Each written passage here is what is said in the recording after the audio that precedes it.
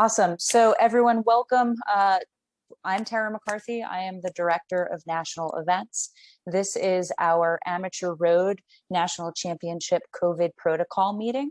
On my left on the screen is Kevin Benjamin. He is the race director for the event. So if you have any questions during this meeting, just please drop those in the chat feature.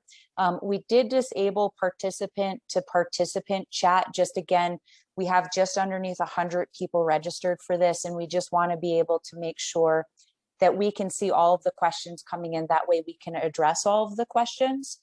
We've obviously gotten a lot of questions regarding COVID protocol over the last couple of weeks, so we just want to make sure that everyone has a very clear expectation as to what's going to be required when we do get on site in just under 2 weeks here. And I think just overall, we're really excited to get back to racing. I think probably everyone's really excited to get back to racing after the last 14 months or so. We've spent a lot of times in our homes, as you can see, working on our computers, and we're not very computer-oriented people. We'd rather be hanging out with you all at a bike race, moving fencing, putting up signage and everything. So we're super excited, and we're really happy that you're joining us in Clay County in a couple of weeks. So overall, the COVID protocol that we're going to be discussing tonight, it's a mixture of some UCI protocol, since we do have some UCI races taking part at Amateur Road Nationals. There's information from the CDC in our protocol, as well as being checked by our Chief Medical Officer, Dr. Rashan. Now, over the last couple of weeks, we've all seen massive changes as to CDC guidance, local, county, and state mandates. And so we're really trying to create the safest situation for all of our participants, as well as their supporters, their parents, etc., as well as our volunteers and our local community. I'm sure you all know that this event is for athletes who are aged 11 and up, and that you all know our racing age is at the end of the year. So technically we could have some 10-year-old athletes joining us. And given that not every single athlete is going to have had the opportunity to get a vaccine just due to FDA regulations, we are going to have these protocol in place really to ensure everybody's safety. So please ensure that you are following these protocols when we are at the site, when we are competing, when we are in meetings, when we are picking up numbers, etc. Please do follow this to the letter. Obviously, there's some situations where you could say that this wasn't exactly in the protocol, but I think everybody knows what we're trying to do here. So please make sure that you are following these rules. They are for the safety of everybody. So let's jump into testing requirements. We have posted the kind of general COVID protocol for our national championships, and that was well before CDC guidance has changed. So for Amateur Road Nationals, athletes are going to have a PCR test or an antigen test. So we have modified that from just PCR to PCR or antigen. We have gotten some messages from folks with just the change in what's going on in people's counties that PCR testing isn't quite readily available as it was 6 months ago, 3 months ago. So all athletes will have to have a PCR test or an antigen test. I will say that those of you who may be coming from Pro Road the week before in Knoxville, Tennessee, and who have tested out according to Pro Road protocol will need to retest again for Amateur Road Nationals. So Roy Nickman, you might have some athletes or yourself who are going to be bouncing between the two events. Just make sure that you are testing in between the two events. We're following UCI protocol on that one with a 10-day testing window. So we also have a requirement for athlete support staff to be tested. And this is really just for our UCI groups, as well as our Cat 1 follow cars. So if you are going to be in a follow car and you hold a license, a support license, such as a DS or a mechanic, and you're going to be in those team cars, you will need to be tested as well. Now, for the 14-year-old who does not have a follow car, who's going to have mom or dad or a team coach out in the feed zone, you will not be required to have a test. Again, we're kind of mixing UCI protocol with USA Cycling protocol here. Now, in terms of those test results, every single athlete will have to have that test result in hand to pick up their race numbers. And if the athlete isn't attending, and Roy, you're coming to pick up the numbers, you'll need to have every single athlete. And I'm going to pick on Roy because I can actually see him on my screen versus other people who I can't see. So Roy, you'll just have to have everybody's test result to pick up the team's numbers. Okay. In terms of the testing outline, so I did post this online last night, and actually let me share my screen so everybody can see this just in case we get any questions. Hold tight while I figure that out.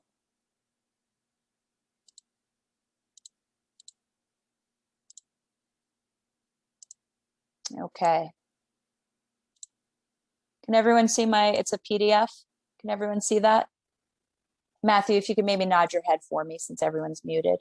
Okay, awesome, great.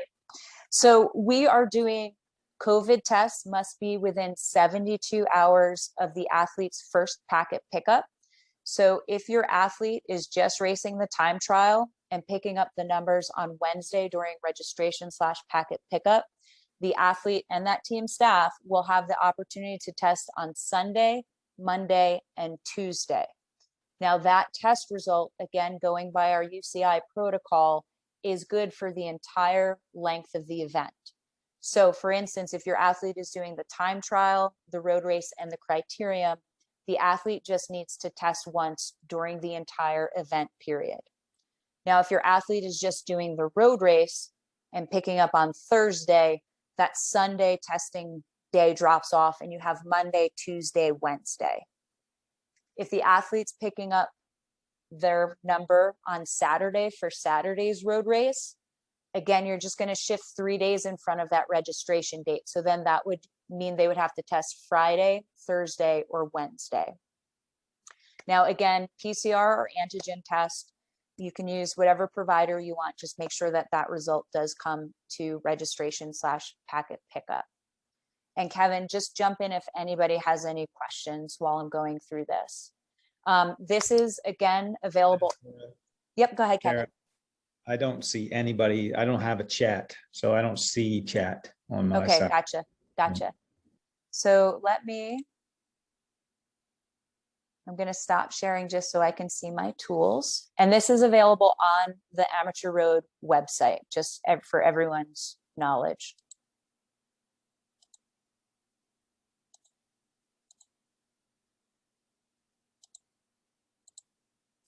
You know what? I don't see chat either.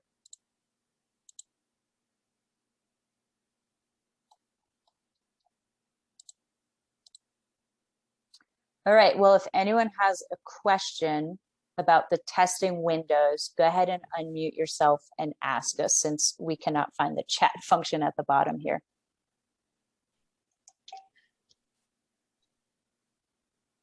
I have a question. So I have a 15-year-old.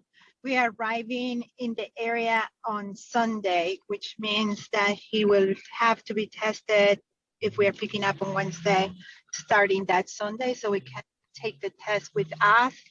Is there going to be some sort of guidance or some resources for those of us that are not from the area? Just try to figure out where to go to test. Yeah, good question. So again, with the guidance changes, we have 4 locations in which you can get a PCR test at. We've asked our local organizing committee to put together a list of the antigen testing, just so that we have both options available for everybody. So once we get those antigen testing options, we'll add that to the list and add it to the event website. Good question. And there also are a number of kits that you can buy at pharmacies, most likely in your areas, that are self-swab and self-results. If that's an option that you use, please take a picture of that result. That way we can tie it to the athlete, if that makes sense. So there's a number of pharmacies. I think the brand is Abbott. I can't remember the specific name of that particular test, but that is an option as well. It is a rapid antigen test.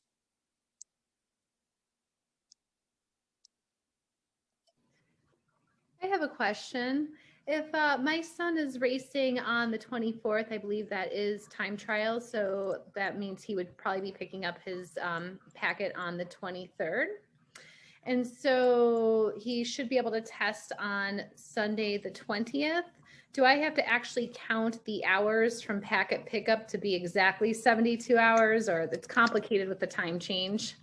It is, and thank you for asking that question. We're just saying within 72 hours, so you don't have to dial it down to the minute or hour. Just consider that 72 hours 3 days. Okay. If that's better language, 3 days. Perfect. Thank you. Okay. Yeah, you're welcome. Let me just make a note of that. That way I can update the protocol with that.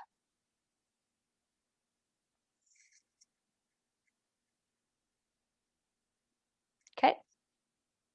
All right, if there's no other questions on that, I will press forward with the agenda here.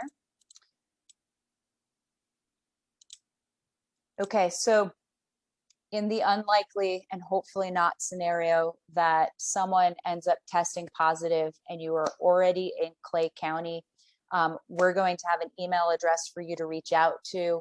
That's going to be my email address. I know some of you already have it, but we do need to know if someone has tested positive and are in Clay County.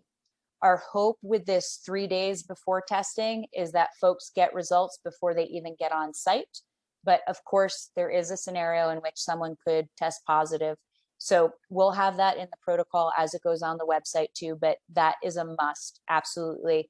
And I'll provide further guidance after talking with our chief medical officer and most likely the county health department.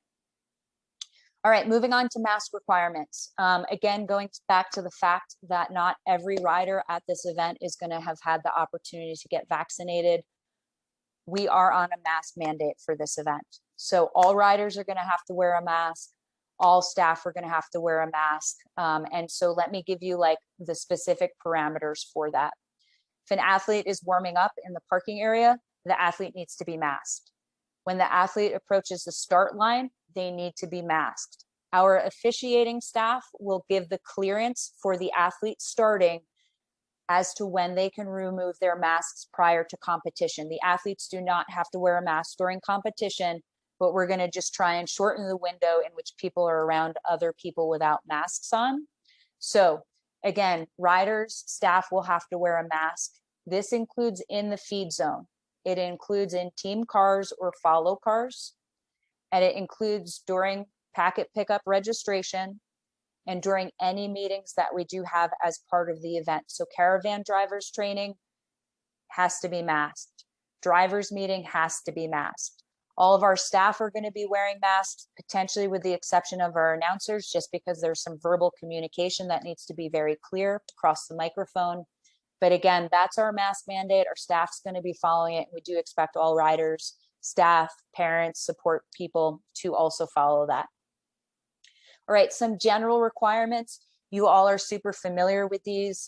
We're going to ask that everybody do a daily self-health check. That's just going to be the CDC automated yes/no kind of embedded questionnaire on their website. We'll include that link in the COVID protocol. Again, if anyone tests positive and they're already in Clay County, if someone starts showing symptoms or has knowledge that someone that they've been in close contact with recently is showing symptoms or has tested positive, you'll need to email me for further guidance. We are asking that you try and social distance as best that you can. All the hand washing, kind of all the stuff that we know. And then we do have a no contact policy at the finish line and at the award ceremony. We're just going to try and keep everybody really individual into themselves. In terms of registration and packet pickup procedure, we do want to limit the amount of people that are going to be in the room with our volunteers and our registration staff. So we want to limit it to just the athlete if they are 18 plus. So basically if the athlete can sign their own waiver and they don't have team support, they need to come by themselves. We don't want their families in that room. If the athlete is underneath that age, they can come to registration with their support person, whether that's a parent or a team manager, but just one person for that. That also includes our bike check for our U23 and our 17-18 age groups. We don't want everybody descending upon this area for bike checks.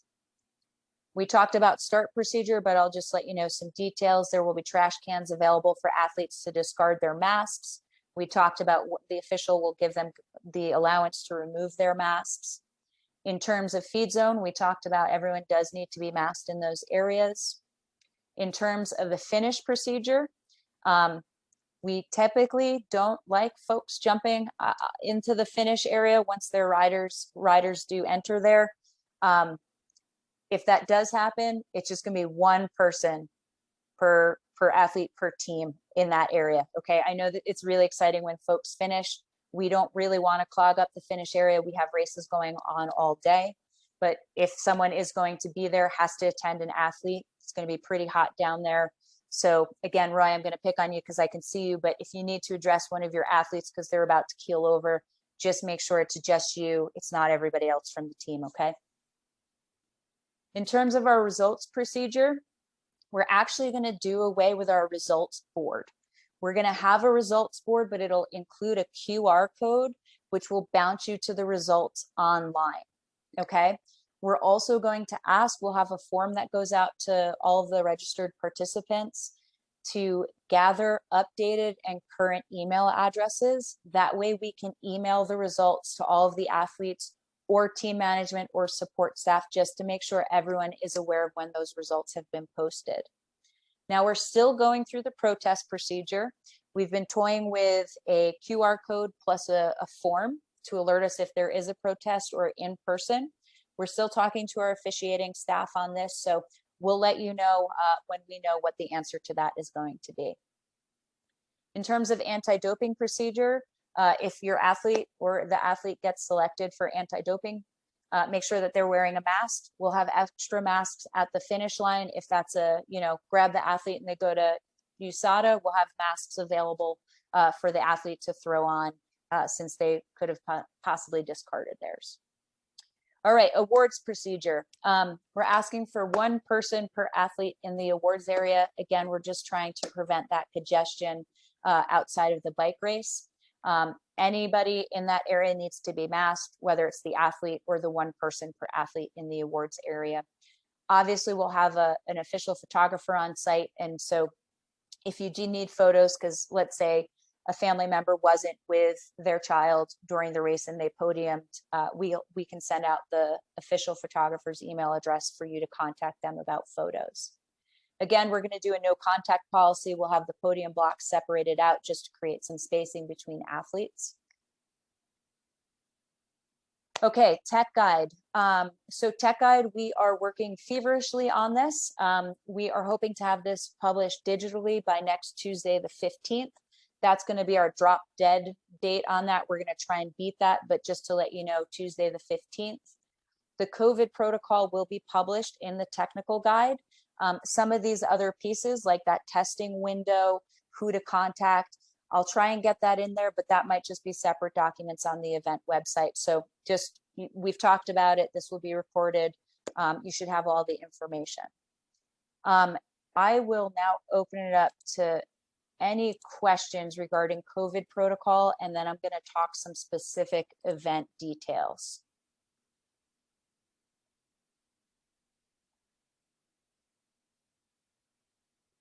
And I apologize about the chat window not showing up. I'm not sure what happened there, everyone.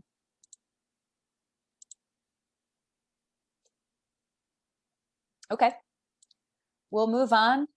So just in terms of some details, I kind of have a list here. So first thing, Kevin and I just went for a site visit down at Camp Blanding. I don't know if everyone knows, but that is an active National Guard training facility.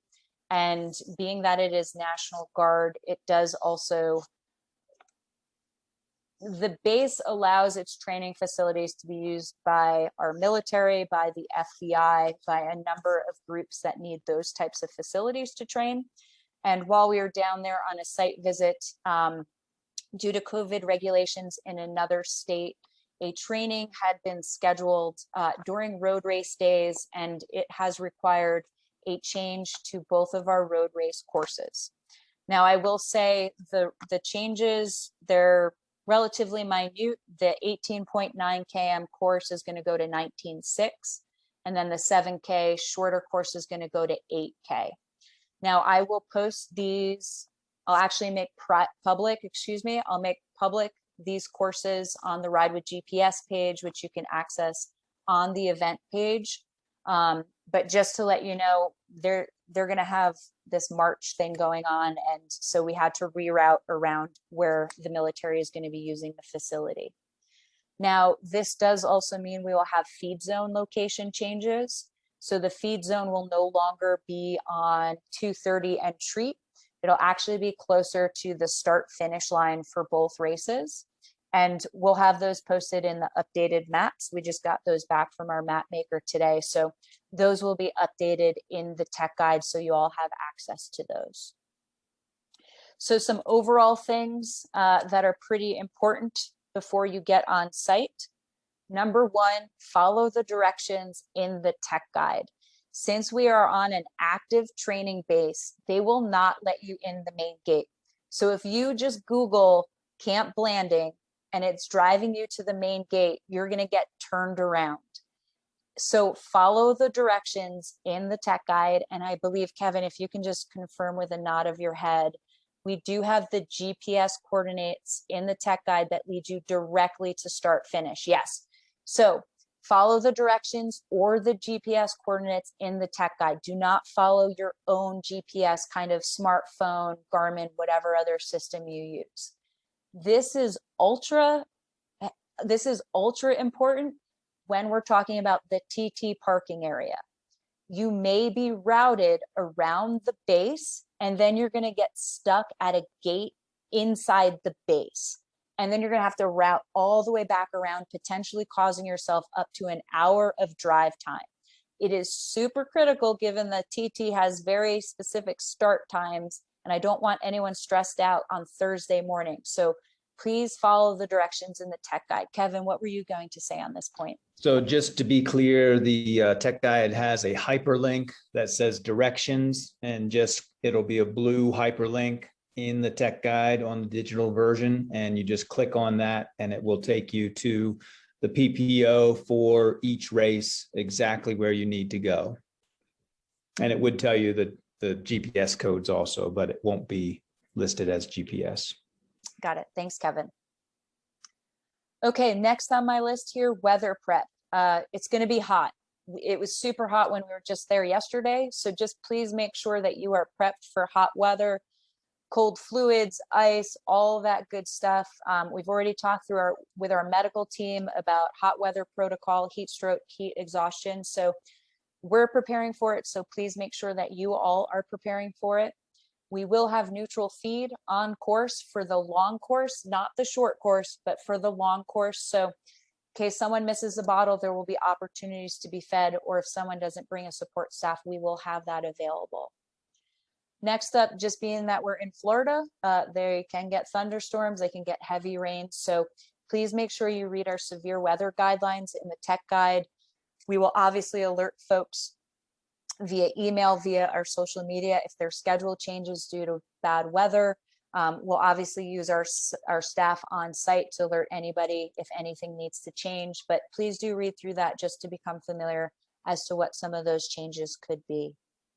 In terms of other things, we will have a Caravan drivers course on Wednesday evening for those of you who are in a follow car who are not certified. We'll also have a drivers meeting on that day just to pull lots.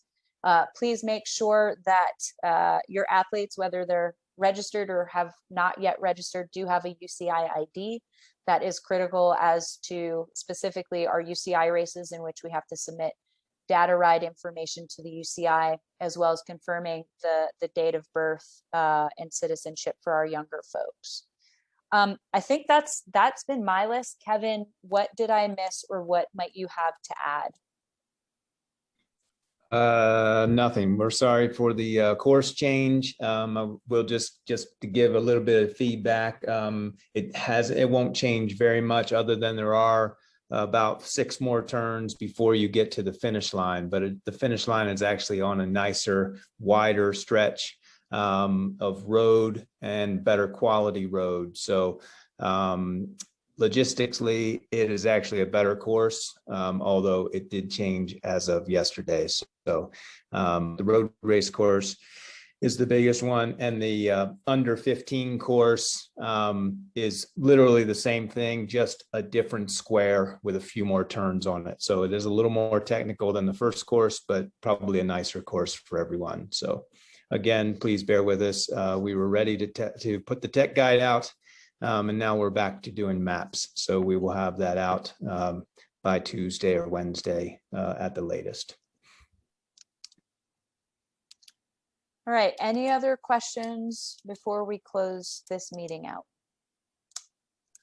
So just one more question.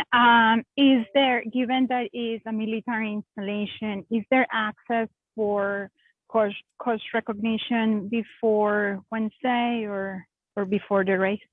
No, there is not, for that very specific reason. There's training going on, including artillery and all of that other fun stuff if you're into military stuff. So there is no course preview. The long course on the road race is on a 2-lane highway. That's obviously going to be closed during racing, but it is not available for pre-ride. That includes the TT course out there, as well as the criterium. Please don't ride the criterium. It is in a very busy area. So we just prefer everybody not to pre-ride. We do have course preview windows built into the schedule for the criterium so that at least folks and kids can go see that course.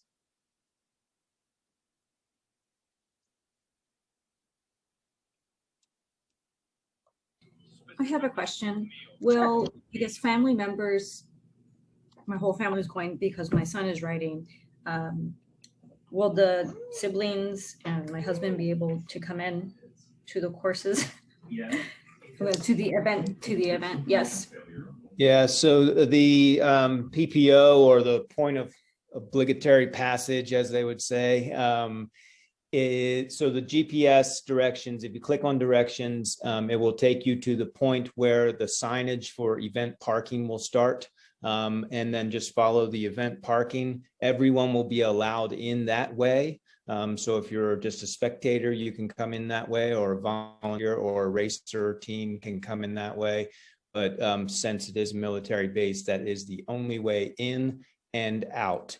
So you'll want to follow the same way out that you came in. And we will have volunteers there helping with some of the gates and that kind of stuff, so that only event people are getting on and not other citizens. So, but you will be able to watch. Please invite your friends. Thank you. And we do ask that spectators wear masks as well for the reasons that we've been discussing. All right, what else does anyone have? I know that you've talked about getting the PCR or the antigen test, but is there any leeway for the participants who have been or who have gotten the COVID vaccine? There is not. So that testing requirement is for anyone, whether they've had the vaccine or not. And that's something that our staff, our officiating staff, is following as well. Again, we're just trying to be very, very safe given the situation that we've seen over the last 14 months. Right, understood. Hi. Sorry. Can I ask a question about the COVID antigen test? So we fly in on the 20th. Can we take that test here in our home state, or does it need to be taken in Florida? That's a good question. So it can be taken anywhere within that 3-day window. Thank you. Yep. I guess my and this COVID protocol, the testing requirement is for everybody. It doesn't matter if you live in Florida, Washington, Tennessee. It's for anyone who's participating in terms of the athletes. And I'm sorry, I just cut someone off. I guess my question was kind of the same. Since we are doing pickup on Wednesday and we're flying out on Sunday, if we can't get a Sunday test here in California, will you have locations in Florida where we can go to on Monday. Yep. And then Yep. we be okay for Wednesday pickup. Yeah, so we've already identified 4 locations that do say they get their PCR testing turned around in 24 hours. We're now just identifying antigen test locations, since those typically do have like a very quick turnaround. So yes, you can test on site when you arrive in Florida, and we will post those locations once we have the final antigen locations from our local organizing committee.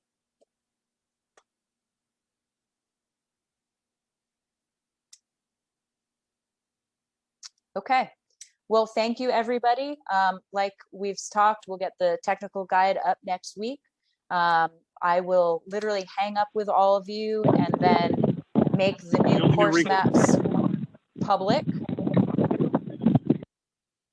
And if that person, if you had a question, just go ahead and unmute yourself. But again, I'll make the course maps public on the Ride with GPS link that is available on the event website. And that's all that we had for today. One more question. So if you do a self-test, how do you show the date? That's a good question. If you have 2 cell phones, have one cell phone show the date with the test, and then take a picture of both of those.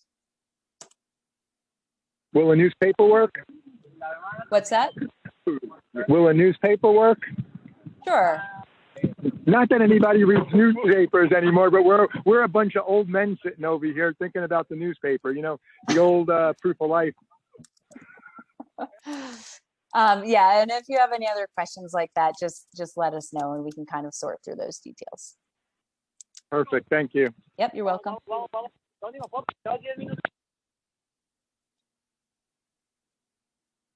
All right, everyone. Well, thank you so much. We are very much looking forward to seeing you in just under 2 weeks. Stay safe training over the next couple of days and travel safe, and we'll see you on site.